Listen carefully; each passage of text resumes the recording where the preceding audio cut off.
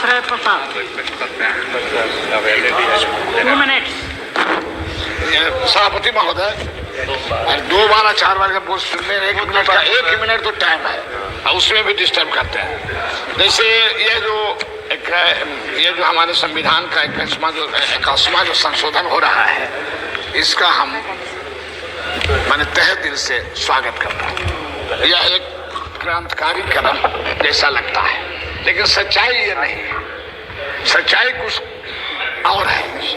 हम ये जानना चाहते हैं कि भूमि सुधार का यह बात बराबर यह बात हम उठाते हैं और कभी तो हम ये कहते हैं कि राज्य सरकार का कोई मामला है। तो हम ये देखा है, बहुत दिनों से राजनीति में रहे हैं, हम ये देखा है कि जब जब यह सवाल जब उठाया है किसान गरीबों ने, तब एक न एक चीज आपने ले आते हैं।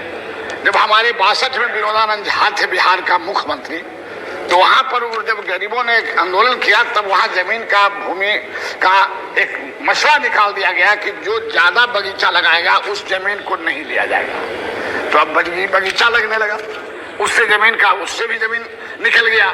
तो इस तरह के हम कहेंगे हम अपने मिश्रा जी को, मिश्रा जी आपने ये जो कदम उठाए हैं तो सच्चाई है वह रखना चाहिए, क्योंकि अब जनता इस बात को पूरी तौर पर समझ गई है और आप भी जानते हैं कि जनता समझ गई।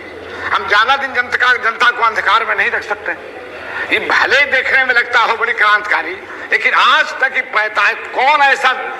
दुनिया का कौन ऐसा पूंजीवादी देश है जिस देश का एक पार्टी का 45-50 वर्ष तक राज रहा? वह है कांग्रेस पार्टी, जो भारत में 50 वर्ष तक राज किया। कोई दुनिया में ऐसी पूंजीवादी पार्टी नहीं है जिसका राज इतना दिनों तक रहा। लेकिन आज तक की भूमि हदबंदी क्यों नहीं जवाब थे, क्यों नहीं लागू हुआ? 4 बार ये मुख्यमंत्री बिहार के रहे थे। तो क्या भूमि हदबंदी लागू करने में कोई कोर कसर था? लेकिन आज फिर भी वही बात उठ गई है। तो हम कहेंगे भूमि हदबंदी कानून में जो खामियां हैं उसको बैठ करके सब लोग, सभी नेताओं ने बैठ करके इसको साफ करो और इसमें कोई खामियां न रहे कि फिर भी यह जमीन किसी को नहीं मिल सके गरीबों को।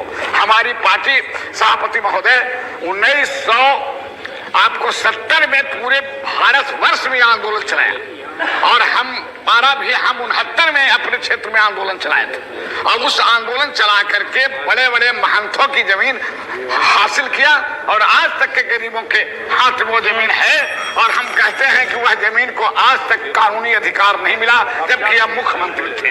और आज भी वह सब ये जांच करने की चीज यह है कि जमीन अगर गरीबों में मिलता है तो क्या उसका नतीजा निकलता है। गरीबों में जमीन मिला, 100 घर में गरीबी मिट गई, 100 घर में गरीबी नहीं है और इतनी खुशहाली आ रही है और 3-3, 4-4 पैदा उसमें लोग कर रहे हैं। तो जमीन अगर ये बांटते हैं, ईमानदारी है, तो बेकारी भी इनको कमेगी और अराजकता जो बढ़ी है वो कमेगी और पैदा भी काफी बढ़ेगा और गरीबी भी मिटेगी। लेकिन ये करना नहीं चाहते हैं, सिर्फ बहाना करते हैं। हमारे मुख्यमंत्री जी याद करें, हम भी एमएलए थे, मुख्यमंत्री थे, लेकिन जब ये ढोलहा पिटाए टेलीविजन पर, आपको टेलीविजन था नहीं था, टेलीविजन पर प्रचार हुआ, आपको रेडियो पर प्रचार हुआ कि हम मजदूरी, न्यूनतम मजदूरी लागू करेंगे और इससे होगा।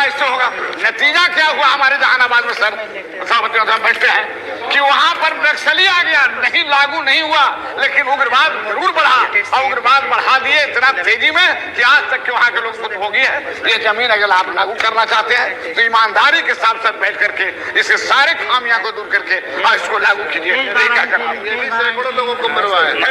माननीय सभापति जी, मैं इस बिल का समर्थन